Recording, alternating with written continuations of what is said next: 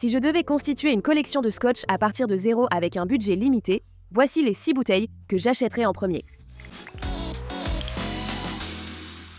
Alors, ce ne sont clairement pas les 6 whiskies les moins chers que vous puissiez trouver, mais j'ai soigneusement sélectionné cette liste. Et j'ai essayé de choisir des bouteilles qui vont vous offrir une grande variété de saveurs, mais aussi différentes envies auxquelles ces whiskies peuvent répondre. J'ai choisi des whiskies avec des profils aromatiques différents et pour différentes occasions. Et voici la liste que j'ai établie. Ce ne sont pas les seules bonnes bouteilles parfaites pour un premier assortiment de 6, mais je pense avoir bien choisi cette liste. Vous me direz à la fin ce que vous en pensez. La première bouteille que je choisis est celle dont je vais justement me servir un bon verre aujourd'hui, et il s'agit de la Compass Box Orchard House. Si vous me suivez, vous savez que j'adore cette bouteille depuis des années. C'est pour moi l'un des whiskies au meilleur rapport qualité-prix. En fait, c'est un blended malt, et beaucoup de gens entendent le mot blend et supposent automatiquement que ça doit être de moindre qualité ou inférieur à un single malt. Cependant, un blended malt ne contient aucun whisky de grain. Il ne contient que du whisky de malt. Cela signifie simplement qu'il contient du whisky de malt provenant de plus d'une distillerie. Donc, c'est essentiellement le même ADN qu'un single malt. Ça coûte juste moins cher. Orchard House est embouteillé à 46% et c'est le whisky le plus vif, frais et joyeux qui soit. Ou en tout cas, l'un des plus. Il a des saveurs de papaye et de mangue et je retrouve beaucoup de notes de fruits tropicaux ainsi que des notes plus classiques de fruits du verger comme la pomme et la poire. Santé! Quand il fait soleil, 2 choses arrivent. Mes cheveux bouclent car il est hors de question de les sécher au sèche-cheveux sous cette chaleur. Mais aussi, je vais boire du Compass Box Orchard House parce que c'est tout simplement l'un des whiskies les plus frais et vibrants pour l'été qui existent. Et c'est sans aucun doute l'un de mes whiskies préférés de tous les temps. C'est quelque chose que je recommande à beaucoup de personnes qui veulent essayer le whisky, qui ne veulent pas boire quelque chose de trop corsé ou vous savez, trop marqué par le sherry ou quoi que ce soit dans ce genre. Il est vraiment très vif, léger, facile à boire, plein de peps. À mon avis, c'est difficile de ne pas l'aimer. D'accord, la deuxième bouteille sur ma liste est un Nanook 12. C'est une autre bouteille dont j'ai parlé pendant de nombreuses années et que je recommande souvent aussi aux débutants en whisky. Mais c'est aussi l'une de ces bouteilles qui peut vraiment être appréciée par des personnes qui ont déjà goûté beaucoup de whisky et qui connaissent et aiment déjà leur whisky. Je pense qu'elle passe parfois inaperçue car Nanook 12 n'a pas de caractéristiques marquantes. Il n'est pas très marqué par le sherry, il n'est pas très fumé et il n'y a rien d'intense à son sujet. Mais c'est justement la raison pour laquelle je choisis ce whisky pour remplir cette catégorie de single malt facile à boire. Et je pense que Nanook 12 est vraiment la bouteille parfaite pour ça, et elle offre aussi un excellent rapport qualité-prix. Il est produit à la distillerie Knockdu. Évidemment, tous ses composants ont au moins 12 ans d'âge, et il est vraiment citronné, vif, frais, légèrement herbacé. Il est à 40% d'alcool, je sais que certaines personnes préfèrent un taux d'alcool plus élevé que ça. Mais pour moi, en fait, je pense que comme boisson légère à boire tous les jours, sans trop se poser de questions, ça fonctionne vraiment, vraiment bien.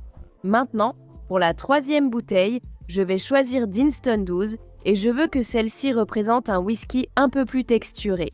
Et j'ai l'impression que les gens ont beaucoup d'affection pour Dinston parce que ça donne vraiment l'impression d'être une distillerie authentique. Elle ne cherche pas à se faire remarquer ou à crier sur tous les toits. Ce n'est pas une bouteille façon carafe très sophistiquée ou quoi que ce soit de ce genre. On a juste l'impression d'un whisky très honnête, bien fait, de bonne qualité, avec une belle touche de caractère et d'onctuosité. Je trouve qu'il réussit vraiment bien cela. Je pense que cette bouteille offre encore un excellent rapport qualité-prix. C'est un whisky qui va vraiment vous apprendre ce qu'est la sensation en bouche parce que Dinston réussit vraiment cela de façon remarquable. Au niveau des saveurs, il est assez mielé, il reste léger, avec pas mal de vanille. Il est embouteillé à 46,3%, donc c'est un degré assez agréable, vous voyez, un bon compromis mais avec un taux d'alcool tout à fait correct. Ce ne sera pas le whisky le plus puissant, mais il vous apprendra quelque chose d'important, la structure. Il est vieilli dans des fûts ayant contenu du bourbon, et je pense que pour ceux qui trouvent que le whisky vieilli en fût de bourbon est ennuyeux, je vous encourage vraiment à essayer cette bouteille. Parce que parfois, quand un spiritueux a une belle texture et une belle sensation en bouche, on n'a pas besoin d'utiliser de fût particulier, qui risquerait de dominer ce caractère et de l'effacer. Donc quelque chose comme ça fonctionne vraiment très bien à mon avis. C'est une bouteille assez raisonnable d'une certaine façon, mais pas au point d'être ennuyeuse. Toujours très agréable et vraiment une excellente bouteille, de très bonne qualité et c'est plaisant à déguster. Maintenant, pour une bouteille de sherry assez riche, je veux choisir Bunnahabhain 12.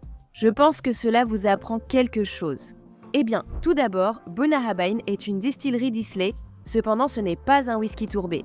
Donc, cela vous montre d'une belle manière que vous pouvez retrouver ce style Islay et cette influence côtière d'Islay, mais que vous n'êtes pas obligé d'avoir un whisky fumé venant d'Islay. Il est aussi vraiment riche et somptueux. Il donne une sensation très luxueuse. Je pense que c'est parfait comme petite gourmandise après le dîner. Parfois, on a simplement envie de se faire plaisir avec quelque chose de plus luxueux et sucré. Je trouve que ça marche bien. Évidemment, on retrouve toutes ces magnifiques notes de fût de sherry, donc des fruits noirs, du chocolat et des arômes d'espresso. Mais ce que j'aime avec Bunnahabhain, c'est qu'on retrouve aussi beaucoup de ce caractère côtier. Donc on retrouve cette sorte de note d'algues, saline et maritime. Et ces deux éléments s'équilibrent vraiment magnifiquement. C'est un whisky merveilleusement équilibré. Il a une certaine intégrité et du caractère, mais il donne quand même l'impression d'offrir un bon rapport qualité-prix pour ce que c'est. Donc oui, je trouve que celui-ci a vraiment de très bonnes notes de fût de sherry et correspond bien à ce critère d'être, vous savez, le whisky riche aux notes de Xérès. Mais il a aussi ce très beau caractère de la distillerie et ce côté un peu salin, maritime, et ça, vous savez, ça lui permet de cocher plusieurs cases pour votre collection, et je pense que ça fonctionne vraiment bien. Maintenant, nous sommes en train de constituer une collection de scotch. Évidemment, il nous faut quelque chose de tourbé, et j'ai longuement réfléchi à celui-ci, parce qu'il y a vraiment de très bonnes options que je pourrais choisir. Mais je vais dire le Legic 10. Si vous ne le saviez pas, Legic est la version tourbée de Tobermory, produite à la distillerie Tobermory sur l'île de Mull. Il est embouteillé à 46,3%. Il a une couleur naturelle, il n'est pas filtré à froid et il est vieilli en fût de Bourbon. Ce n'est pas une bouteille avec une petite fumée discrète en arrière-plan. C'est une véritable bombe fumée. Feu de camp, charbonné, vous savez, une certaine saveur de viande. C'est poivré, c'est côtier et c'est légèrement funky. Ça a presque un goût un peu sale, mais dans le bon sens du terme. Dites-moi si vous comprenez cette note ou pas. C'est vraiment une version côtière et robuste de la fumée, et ça a beaucoup de caractère. Encore une fois, c'est une excellente bouteille à petit prix. Elle va vraiment vous en donner beaucoup pour l'argent que vous dépensez, et elle ne va pas seulement vous apporter cette note fumée. Elle vous apportera ce caractère, c'est pourquoi j'ai choisi cette bouteille. D'accord, cette dernière bouteille est presque une bouteille Joker, et il s'agit de la Glen Scotia Double Cask. Je l'ai choisie parce que je pense vraiment qu'un peu de Campbeltown mérite d'être sur votre étagère si possible. C'est le genre de bouteille qui va rendre votre étagère un peu moins prévisible, presque. Et Campbeltown produit vraiment des whiskies qui ont ce côté très particulier, ce goût un peu funky et côtier qui est en fait assez difficile à décrire. Mais si vous avez goûté un whisky de Campbeltown, vous comprendrez la note à laquelle je fais référence. Je crois que lorsque les gens évoquent Campbeltown, ils pensent immédiatement à Springbank, qui produit effectivement d'excellents whiskies. Cependant, vous savez probablement qu'ils sont très difficiles à trouver. Ils peuvent être très chers. Donc, pour quelque chose d'un peu plus réaliste, qui va quand même vous donner un peu de ce caractère et de ce goût typique de Campbeltown, je vous recommanderais vivement le Glen Scotia Double Cask. Il est embouteillé à 46% et a vieilli dans des fûts de Bourbon, puis a bénéficié d'une période de finition dans des fûts de Sherry PX. Donc, au niveau des saveurs, il y a vraiment beaucoup de vanille, pas mal de notes d'orange, puis ces arômes plus riches apportés par le PX, mais on retrouve quand même ce petit côté Campbeltown dont je parlais. Donc ces notes côtières, ces notes salées, ces notes maritimes, un peu huileux presque, un peu brut et pas trop raffiné. Ce n'est pas, vous savez, c'est très différent d'un whisky du Speyside. Voilà 6 whiskies que j'achèterais si je devais commencer ma collection de scotch à partir de zéro avec un budget limité. Dites-moi si vous souhaitez que je fasse une version de cette vidéo pour la gamme intermédiaire et je peux aussi en faire une pour les whiskies plus haut de gamme, plus luxueux, parce que ce sont des vidéos que j'adorerais vraiment réaliser.